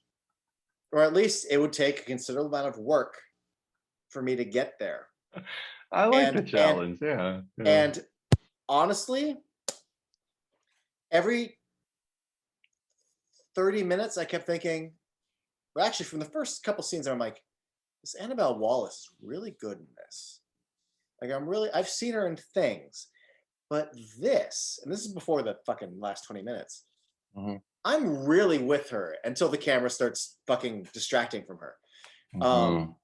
She was great. And then Eddie, she starts and she's walking backwards. And I'm just thinking, anyone else could really fuck this up if they weren't on board. In a weird way, because I've been kind of critical of some of James Wan's direction, but as directing his actors go, you really need to plan out and lay out what the tone is and what we're gonna do. And she gave, like, I know you're signing up for a studio movie, but now we're gonna have you pull your head open and your little like is gonna come out, and you're gonna have to like walk backwards and shit. That's really a lot to ask on day one until you really. Annabelle Wallis is great in this. I don't give a fuck who's watching who thinks maybe this movie's good or bad or whatever, to come to set every day and commit to this story and this material. Yeah. Bra fucking vo. Bra Also- fucking vo. Also to any, whether it's stunt doubles or any other kind of like hand doubles or any kind of limb doubles that they may have had for her along the way, because obviously you don't need her on set for everything that you shoot with Gabriel. So any of the Gabriel shit that anybody committed to, it did feel like one solid performance, like one solid character, even before the reveal of the and everything.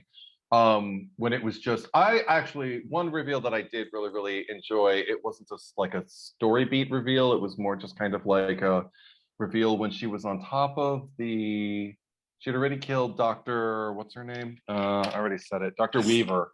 She was killing the guy. The guy Red Room, who, like, yeah. the guy who went Just into fucking his stab him in fucking the closet face. and everything.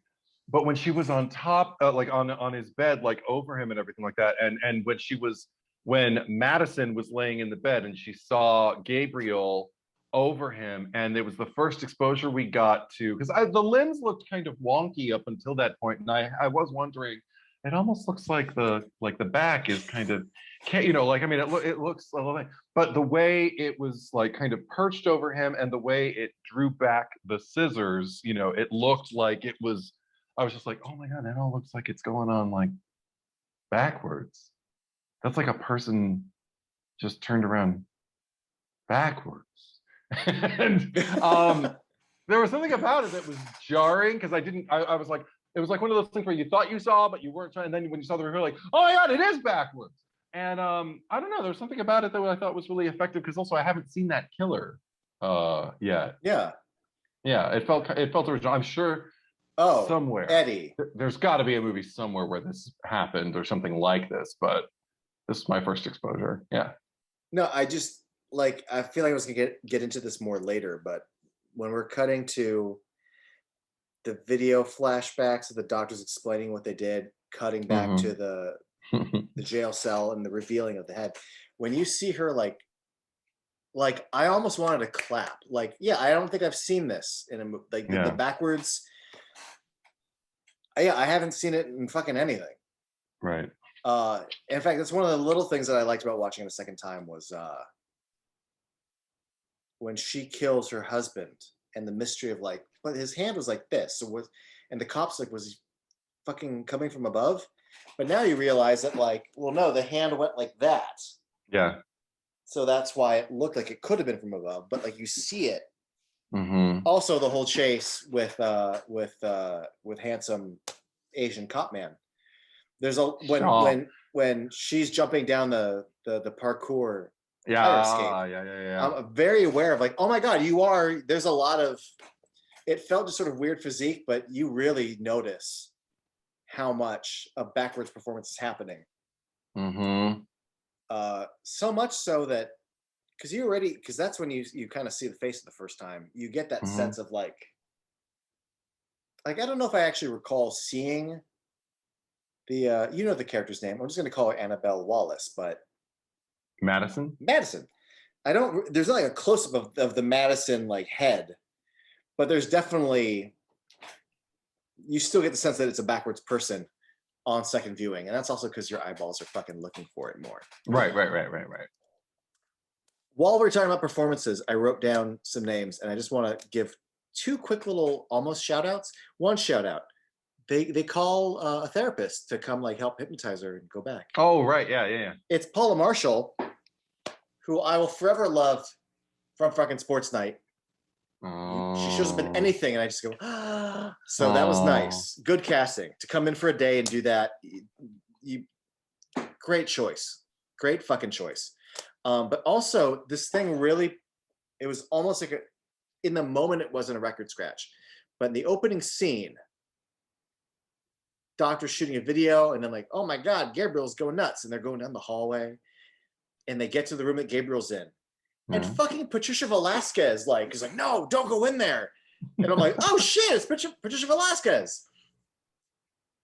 And then the scene goes on, And then I'm like, oh, she had like 3 lines. And then as we jump to like Gabriel killing all these people, I like very specifically we see like a photo of the 3 people. Right. Because the movie doesn't really give us much of an experience. We just see a photo and we're told these are the 3 people. But eventually, after like half an hour, I'm like, is Patricia Velasquez coming back? Because that's a name. And then eventually I'm like, wait, she was just in the movie to like close the door and do nothing? Why is she in this? Don't maybe she's buddies with James Wan and did him a favor. Cast a nobody to hold it. Don't put Patricia Velasquez in this movie and then not have her do anything. It's just weird. It's weird. Maybe it was just friends, you know. Maybe you know what? just, I get it. Sometimes people are. I don't know. It was just yeah. Because I got excited. Because it's been a hot minute since she had like a good featured role. I got very excited, and then, if anything, the only little thing that made me go wee is that Annabelle Wallis was in the Tom Cruise Mummy, and Patricia Velasquez was in the Brendan Fraser Mummy 1 and 2. So there's a nice little like mummy thing going on there, and that just made me go me. Nice. I have a few bullet points. Can I hit a few bullet points? Go for it. Annabelle Wallis and her sister's mom, when they're watching the videotapes and they're learning the truth, Annabelle Wallis's mom gets very upset. And he goes, oh my God, they told me. It's when they watch the video of the mom and they're like, they told me the mom died. Stupid cock knockers. Yeah.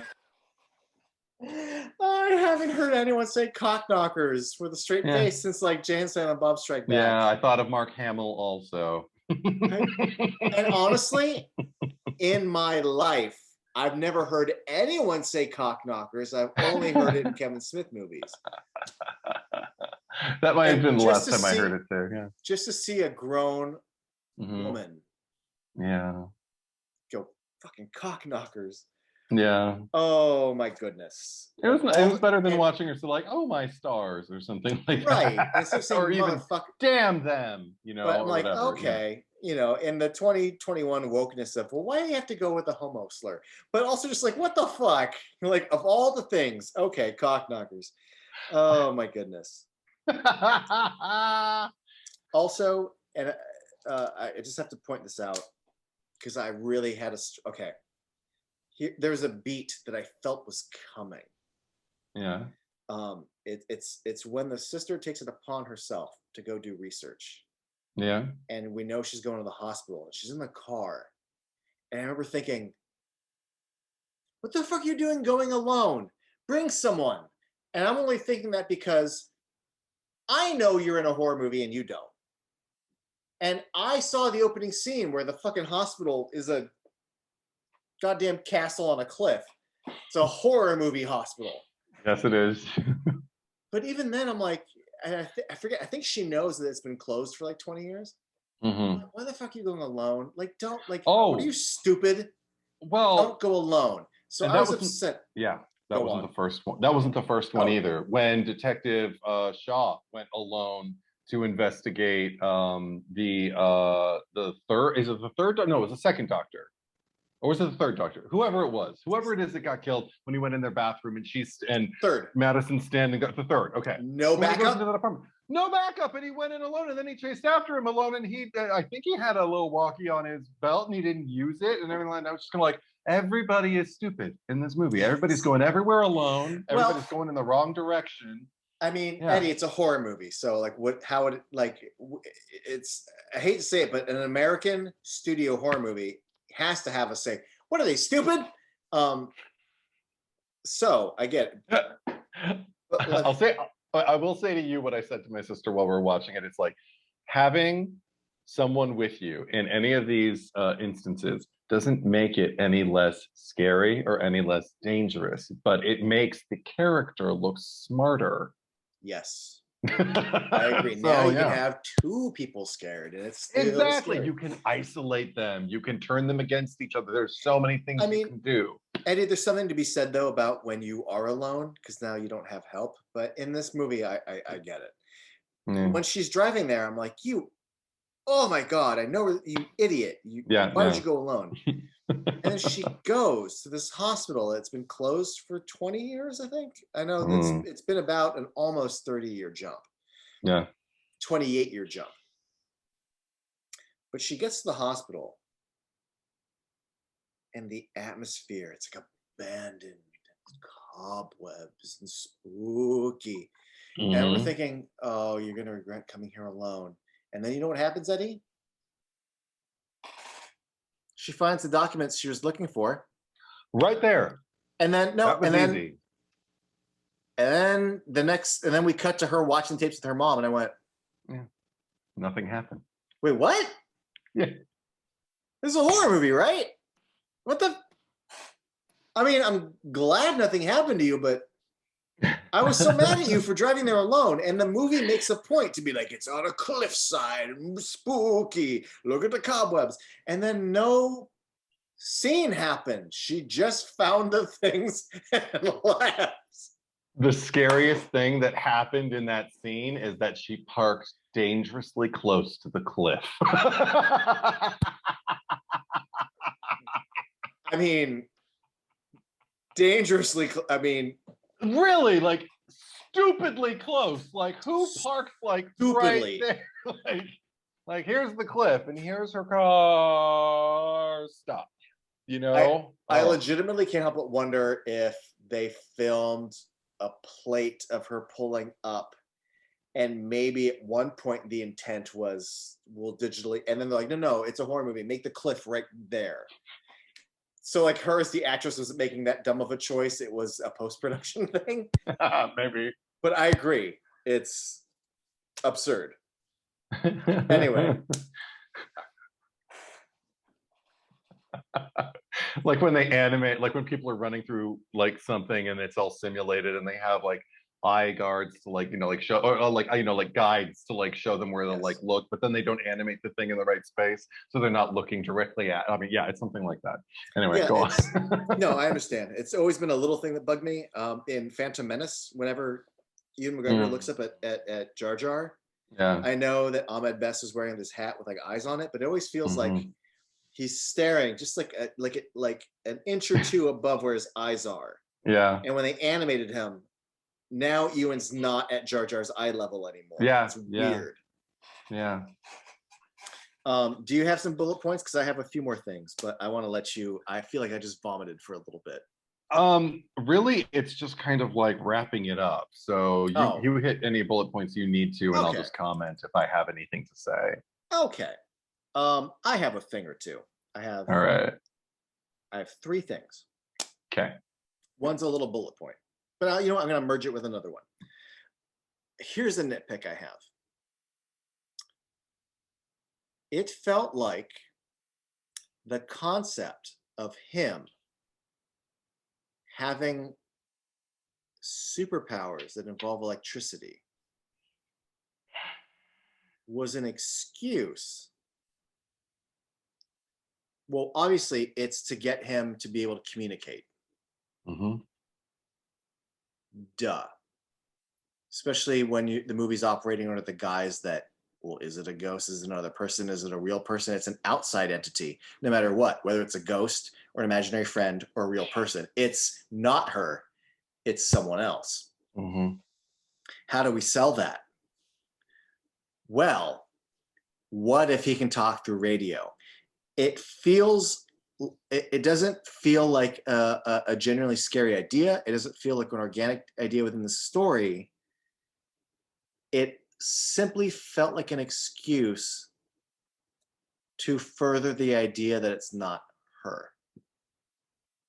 Because one could argue, well, why does it talk through electricity? You could say, you could make a movie where he talks in her head and she hears a voice, or the fucking thing has a mouth. You could see it going blah, blah, blah.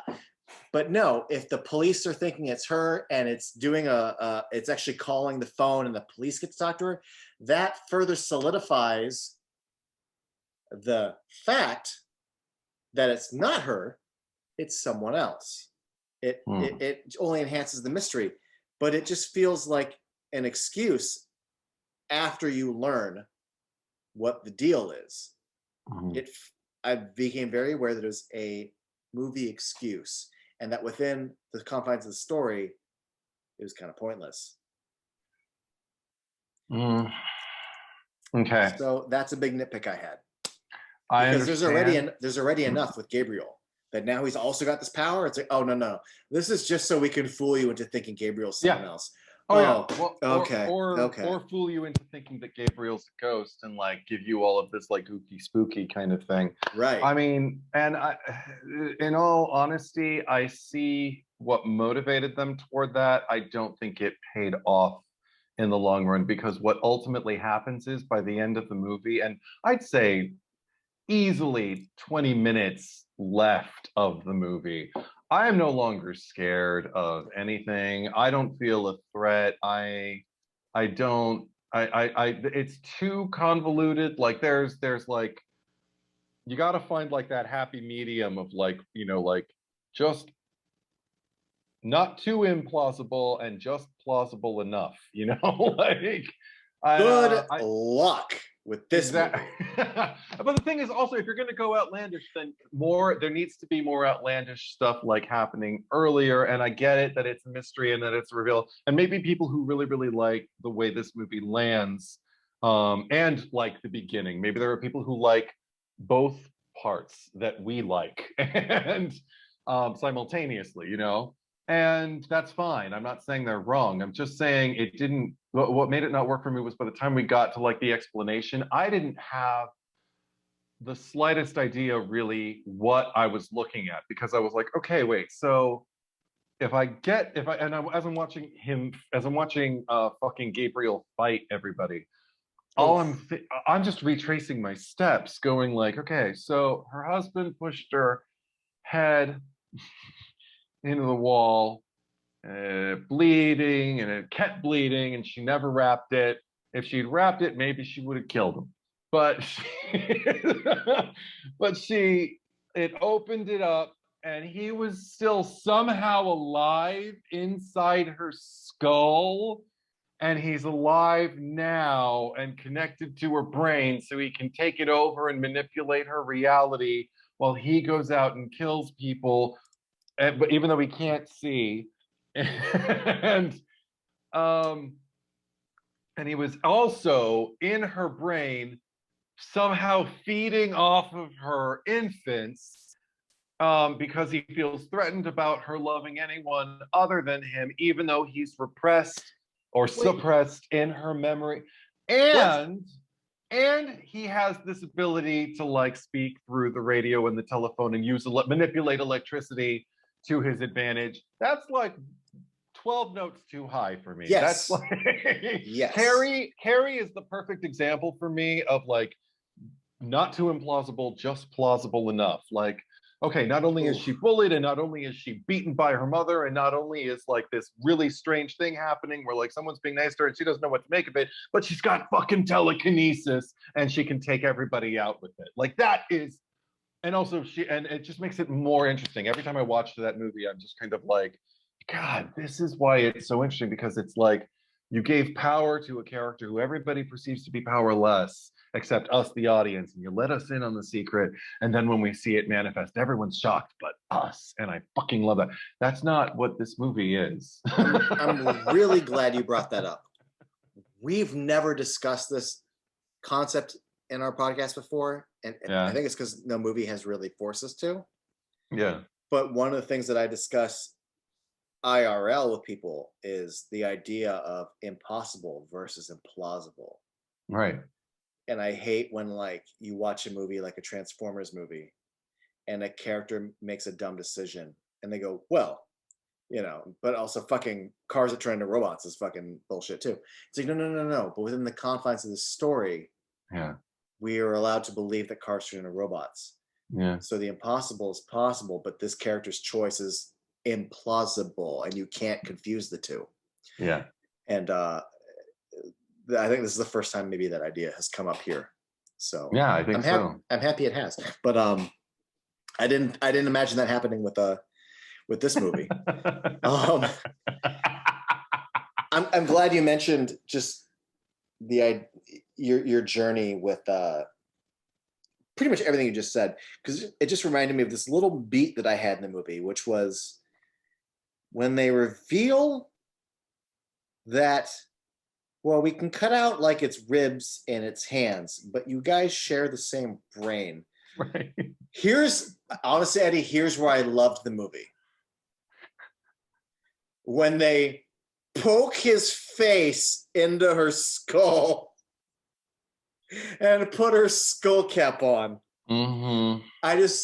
I almost out loud just went, well, I don't think that's how this sort of thing works. Like, it's all bullshit, but I think I understand the basics of human physiology and the brain. And I'm sorry, what? Isn't he No. technically buried alive? Like, Yes, he is. And it's funny that you mentioned that he's consuming them because no one else can ever love you. I never even got that vibe, and every time you've mentioned it in this podcast, I love that you mentioned it. I literally have just thought it was, I need strength. oh, Because okay. the sister says that's how he's gotten stronger, and then Right, your right. husband smashed your head into the wall, Batman style, Zack Mhm. Snyder Batman style, and now he's strong enough and free. But like, if he didn't eat your three babies' energies, maybe he wouldn't be this strong. But I never really understood that it was no one can love you as much as I can. I felt it was an agenda, totally. However, I see that towards the beginning when but to me, it's more self-preservation.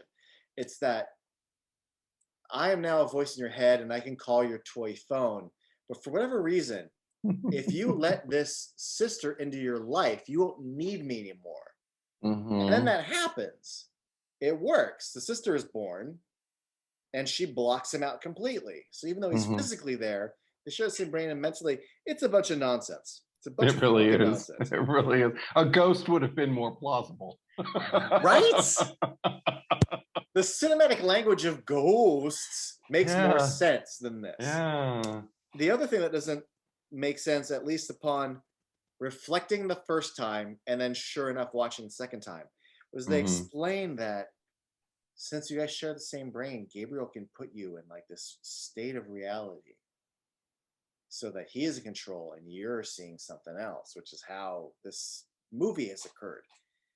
And yet, I'm very aware that every time he kills somebody, the world melts around her and she sees what's fucking happening and Right. isn't in a state of false reality.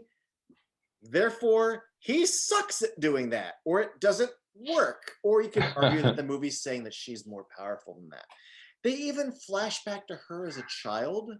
Yeah. And she goes to cut the cake.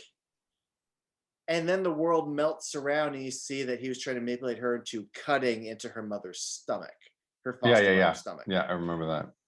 But again, the false reality he creates melts around her even as a child.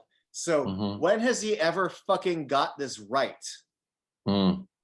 They say it later that he does it, but I call bullshit because every time I see it, he's failing at it. The only time he succeeds is in the climax when they're in the hospital and they cut to her in the jail cell. And I'm like, this is the only time he's actually fucking done it right. The fuck? I mean, honestly, I think the whole reason that was set up was so the reverse could be set up and so she could utter one of them. I wrote down the line, just now you get to live. I mean, she had already done it. We know what's happening. The jail cell in her mind. And then it's 30 seconds later. She's just like, now you get to live in a world that I create. And I'm like, no, we get it. Oh, yeah. Seconds, maybe minutes ahead of you, darling. I totally get it. And then I just wrote, because she kept going, like talking to her sister about it, like, you know, because and I don't know what the fuck she said. I just wrote very blunt professing of Maddie's end of her journey. Like, I Yes. mean, it's all she almost could have looked directly into the camera and gone like, and that's what I learned, folks. You know, and then it just ended. And it didn't just end because the fucking electricity. It tried to do my Dream Warriors, like, popsicle stick house on the Dream doll, like Yeah. and scare me, but it didn't work because the little with the lights going and everything. I mean, it's like he's probably still like around or something. I'm just like, fuck that shit. I don't want to see another movie of this, and he's not scary anymore. So shut up. Okay, we have a difference of opinion there. All right, what did you think? Okay, two things. Thing one, I thought as we're seeing these sisters on the ground and panning to the mother, who I swear to God was she smiling in the bed like everything's Yeah. fine. The end. I just remember thinking, again, you fucking murdered all these cops. I can't, like, this can't be the end. There's so much more to tell. Are we really going to end on a happy note of like, I put him in my brain jail and everything's fine? Look, mom's smiling. The end. I'm like, what the fuck ending is this? But also, when that stupid little light turned on, I just couldn't help but think, yeah, she's like, I put you in my sister. Oh, I'll be fucking back. It's like, yeah, but this time I'll be ready for you. Considering how absurd the finale was and how much glee I took in watching it, Eddie, I absolutely want a sequel. Except this time it won't be 90 minutes of fucking pretending this isn't what it is and then giving me 20 minutes. The sequel is, we know it. Here's what the sequel is. It's fucking constantly like, I'm back. No, you're not. Like, I get to see backwards walking stupid bullshit for 90 minutes and not, because I say 20 minutes, but there's still credits, so 17 minutes. It's like, it's not a perfect analogy, but Human Centipede 1 barely has any gore. Yeah. And people think it was gross and disgusting. So then, like, fuck you, Human Centipede 2. Here's all the fucking gore. Like, great. We gave you 15 minutes of a person walking backwards and doing fucking kung fu. Give me a whole goddamn movie of this fucking shit. I will sign up for HBO Max right now for Malignant 2. Fuck yeah. Give me that goofy ass shit. The problem is, I don't know if I have faith that it's going to be effectively goofy. I mean, like, goofy in a way that I can enjoy, or if it's just going to be a kind of if it's just going to be a kind of sequel that they crap out. Because this is the thing, what doesn't get me excited about it is just even the way Madison is sitting there crouching with her sister professing. Again, I get it. These are lines I want to be on board with when she's talking about how her body's being controlled by a man and now she's taken the control back and he's never going to control her again. I'm just like, I really want to be behind language like this. Yes. But it's so blunt, and I'm not like blunt is the problem. The problem isn't the blunt. The problem it's is not supported by the 100 minutes that came before it. It is not earned at all. No. It feels more like pandering, and I know when I feel pandered to, I feel like I'm having my head pat, like, good progressive. See, look, you did a good job watching this movie. You were right to watch it. You want to own it, don't you? Because it's about a woman who's empowered, and it's like, no, not really. It really isn't. At its heart, I'd say its biggest strength is the melodrama for me. I mean, whether it is, that's one thing that is kind of uniform, even though tonally it shifts, there is melodrama throughout the movie. So I can give it that. But her mother was, I was wondering, like, is she gonna make it? Like, she seems really happy at the end. She's like, oh, my 2 daughters. Almost like but it's not her 2 daughters. It's her 1 daughter and her daughter's stepsister. They're fucking daughters in her eyes, you fucking. It's not her daughter. It's her bio mother, not her stepmother, not her mother, adopted mother, Eddie, not her foster mother. Her daughters in her eyes. Why is Sydney her daughter? She has no connection to Sydney whatsoever. You know what? I'm too buzzed for this. You're realizing the mom in the bed is the bio mom. That's Yes. what was her name? It was Oh, Serena yeah. May. I understand. Yeah. Yes. So she only gave birth to one of them. She had Okay. nothing to do with Scratch that. Sydney. Reverse. Oh, look, my daughter and her sister. Aww. You're right. My brain got confused that it was the adopted mom. She's should have been still called happy for her daughter. Maddie Has Two Mommies. That's what it should have been called. That would have been cool. That's a good name for a band. Maddie Has Two Mommies. Maddie Has Two Mommies. No, it's funny that you mentioned earlier that it like overly explained something. Yeah. I forget which point. But it made me think of another line in the movie that made me go, yeah, I know. I fucking got it. Yeah. And that was in the very, very fucking beginning. When Lady Doctor goes down the hall and she's joined by male doctor before Patricia Velasquez is at the door. Oh, he's talking through the radio. And he's like, hello, doctor, blah, blah, blah, blah. And this fucking doctor goes, he's broadcasting his thoughts. And in my fucking living room on my couch, I was like, yeah, thanks, fucking Rick Flag. I got it. Like, don't explain to me shit. I'm not stupid. Fucking movie. I hate that shit. And that poor actor with a straight face had to go, he's broadcasting his thoughts. This movie asks so much of its actors. It really does. It really does. Holy shit. I think James Wan's doing it to fuck with them, honestly. I think he's in such a position of power now that Warner Brothers will be like, you know, like, you want to make a movie? Sure, here. And he's just gonna like, all right, I'm gonna make, but you know what? I'm gonna make these actors like say these really fucked up lines, like do really, really convoluted shit. And let's see if they can do it. That's what I said at the beginning. I don't know how seriously or not seriously this movie takes itself. So I'm not sure on what degree I enjoyed myself, ironically or unironically. Well, based on the investments of the actors, and you know how much I respond to performance, like it really did save me like for the first 2/3 of the movie. The last third is where, although there was something I thought about like somewhere in there that I really responded to, and I can't remember what it was, because I didn't write it down.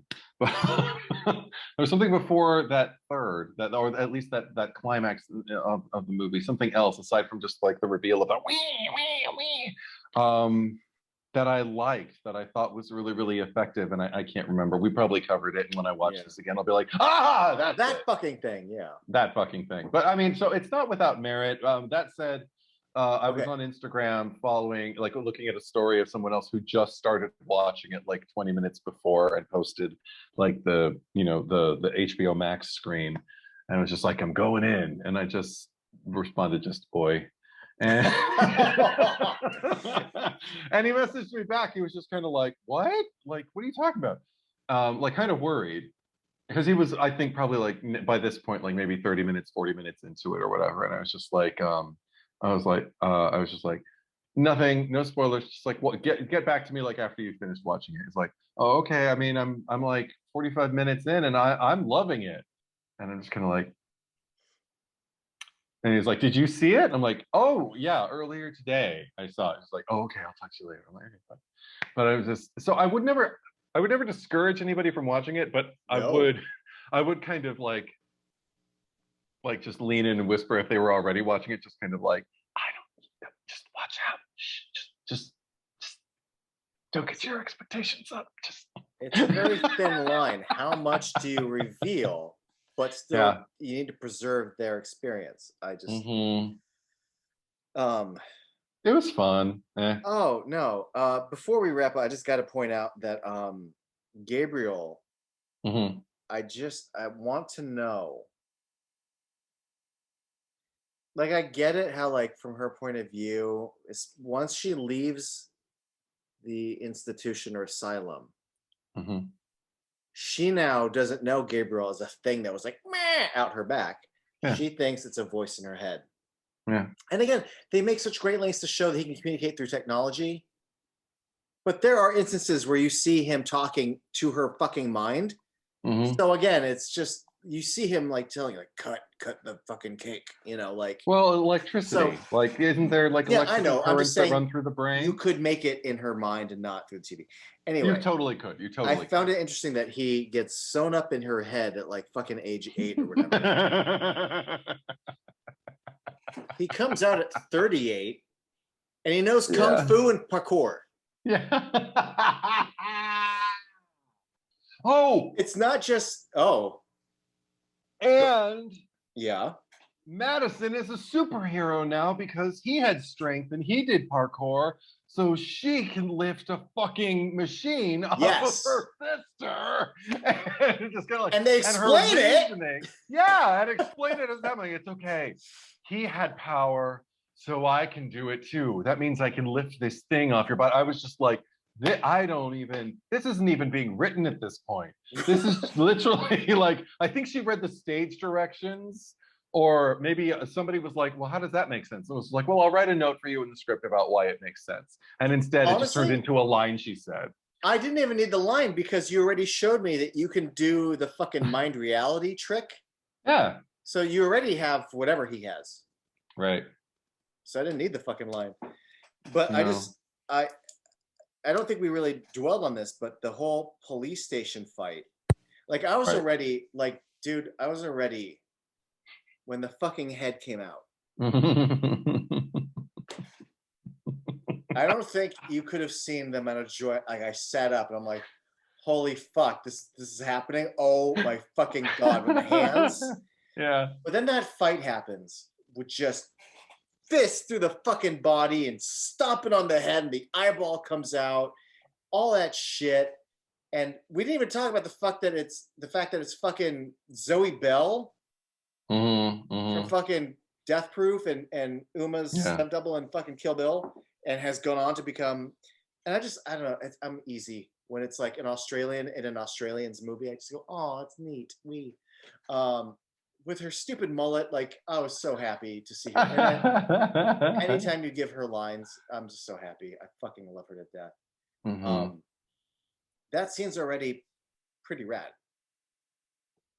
on a sheer audacity and gore level. And then this police station happens again. We talk about how it's an action movie. It's not even a horror movie.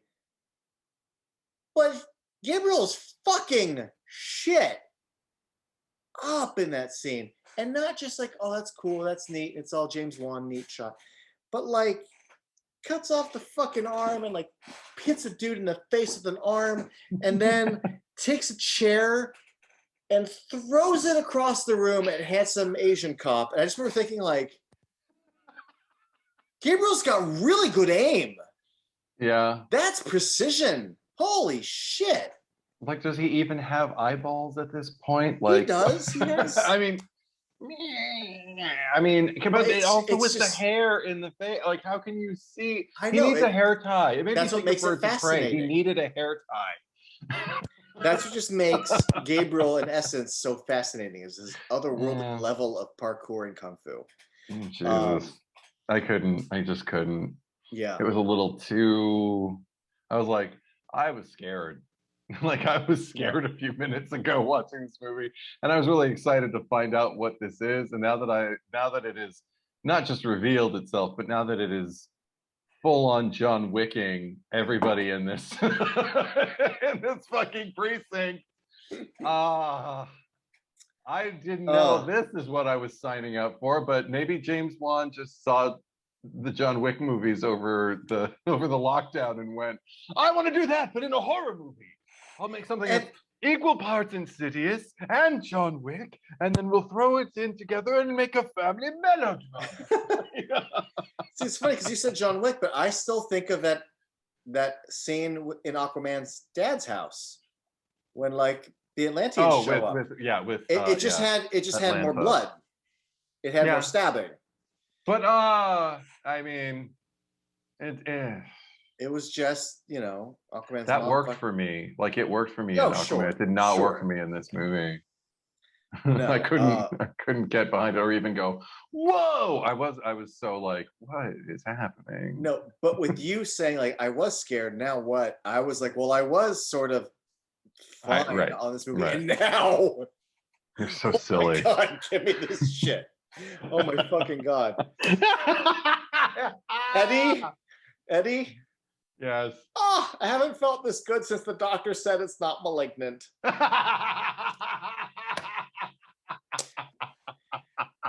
By the way, Kids in the Hall Brain Candy has ruined the word malignant for me. The second this movie came out, I always hear Mr. Cure. I always hear Scott Thompson's voice in my head. Every commercial, every poster, like I'm fucked. I didn't hear that once in my head, and I love that line. That's all I hear. No, again, see, there we go again, because like I heard Malignant and I was just kind of like, oh shit, like what's this movie going to be about? Like I bought in. Miss Herdicure. No, see, I bought in. So that's how I went in. If I would have thought Mrs. Herdicure, I might have been more like you. It'd been like, when's it gonna get silly?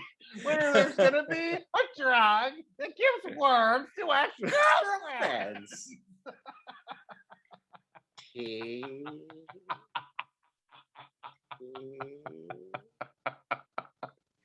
Oh my God, Scott Thompson should have been in this movie. Oh, that was lovely. That was lovely. All I know is this, and I think I said this in our text. I messaged you. I said, I want to watch this movie ASAP. Okay. Yes, I can think I can do this day. I didn't want to ruin a thing for you. Yeah. Good or bad. But I think I think I just wrote, because I meant this. I'm just like, because the name of the show, I'm like, this is absolutely a movie worth talking about. So please fucking watch it. Right. And I did. Oh my God. It was totally worth talking about. I can't wait to keep talking about it. Yeah. There's that. There is that. Yeah. And for a while, I feel like this movie's I don't want to say legacy, but I think it will kind of go on for a little bit. And I hope to God we get a fucking sequel, even if it's shitty. Like I will be there for fucking Gabriel fucking walking backwards and cutting people up fucking Neo style. Well, because this is the thing. I wonder, yeah, because I haven't. I walked in and I sideline reviews, and even when people are just kind of like it rocked, like I just swipe left. I just keep going about my business, not paying too much attention. But it seemed like a generally favorable reaction that I was exposed to for the most part. I mean, in passing, like almost subliminally. I told my sister that before we started the movie. She's like, "Oh, I heard mixed things." I'm like, "Oh, yes. All right, so could go either way. Let's watch it." And oh my God, I watched it and I was just kind of like, I think I understand both. But it's going to be interesting seeing what rhetoric kind of builds around this movie. I don't know what exactly the buzz is. I don't have a good sense of it. So I am looking forward to. Yeah, go. Yeah, I want to know what's going to build around this movie. Like who's going to lean in, who's just going to, even if they don't lean in, who's going to talk about this movie years from now and just go, chronicling like James Wan's career and just go like, and what the fuck was that? Is that gonna happen? That's why I liked it. Yeah. I mean, or at least that's why I enjoyed myself. But yeah, it's Friday, Saturday, Sunday, Monday, Tuesday. I remember because I just had my gut reaction from it, and then I think by like Sunday or Monday, I started seeing a lot of at least the horror accounts. I didn't follow any critics, but like horror accounts, there was very mixed, and the positives were all kind of skewing to the way I saw it. Okay. So, or at least people who appreciate cheese. Right. But I will say, bravo to Warner Brothers for putting this out. And I especially appreciate now the trailers that don't lean into any of this shit that we've talked about. The trailers are just like from James Wan, and it's just like her running through the house. Yeah. Malignant. Her in the bed going, oh, and then like some fucking spinny CGI shit behind her. And just even the poster, it looks very legit horror. But now that I think about it, the poster does have a kind of giallo flavor to it, just in terms of just like the wash in red and the heavy shadow, and And isn't there a wide eye? Isn't her eye like Yes, her eye in is it? huge. Yeah. Yeah. So I'm just like, okay, interesting. But yeah, no, again, I don't know if I'm gonna. Yeah. And, I don't know if before I'm we gonna go, see it I again. will stress again, Annabella Wallace, Yeah. who, poor girl, had to be in fucking Annabelle. If you're gonna come back and take another stab at horror, Yeah. Yeah. fucking bravo. Yeah. Oh, Bravo. if I hear James Wan's directing a horror movie and they say you want to be in this, I'm like, yeah, I'm Yeah. audition. Do I have to audition? See, What do I have to do? that's the thing. I have been critical of stuff during this video, right? Sure. Yeah. Do you know how much I fucking love Insidious? Mm-hmm. And how much I really like Conjuring more Mm-hmm. than you? And fucking Fast and the Furious, and I enjoy things about Dead Silence and loves, like, I can be critical about camera bullshit all I want. Yeah. If I seriously got back into acting, if I managed to get through multiple auditions, and if I got offered like a part after callback, fuck yes, I would be super, super stoked to be involved with anything James Wan did. Mm-hmm. Fucking love that dude. Yeah. It just I was a little envious watching the actors. I was just kind of like, because again, like here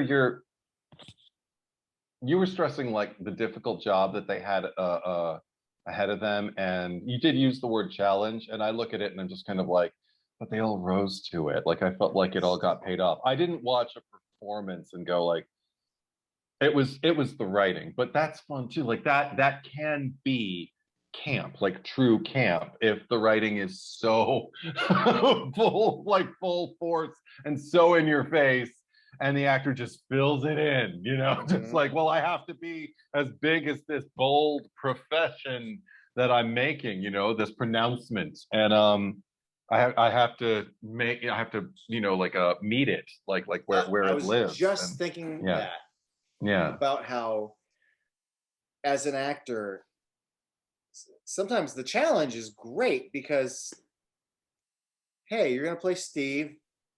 You serve this guy ice cream, and then you think he looks like an asshole. Okay, you look like an asshole. Here's your ice cream. But meeting that challenge Yeah. can be all the fun. And when you nail it, when you fucking meet it, like Mm-hmm.